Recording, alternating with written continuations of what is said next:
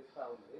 ఈ మంత్రి భూముల వ్యవహారాల్లో తలదూరుస్తున్నారని చెప్పి స్వయంగా ఆయన కుమారుడి పైన కేసు అయిందని చెప్పి పెద్ద ఎత్తున విస్తృత ప్రచారం చేస్తా ఉన్నారు. సో ఇందాక నేను చెప్పాను కదా, ఇవాళ ప్రభుత్వం ఇంకా వాళ్ళు ప్రభుత్వంలో ఉన్నాము, మేము ప్రభుత్వంలో ఉన్నాం కాబట్టి మంత్రి కొడుకు మీద కేసు పెట్టించామని ఆ వాక్కులు అనేది తప్పు. మేము ప్రభుత్వంలో ఉన్నప్పుడు పారదర్శకత అనేది ఒక మనిషి ఒక కంప్లైంట్ ఇచ్చినప్పుడు ఆ కంప్లైంట్ని పోలీసులు రిజిస్టర్ చేయడం సహజం. రిజిస్టరే చేయొద్దని నేను అనగలుగుతాను, కానీ అలా అనే ఉద్దేశం ఈ ప్రభుత్వానికి లేదు.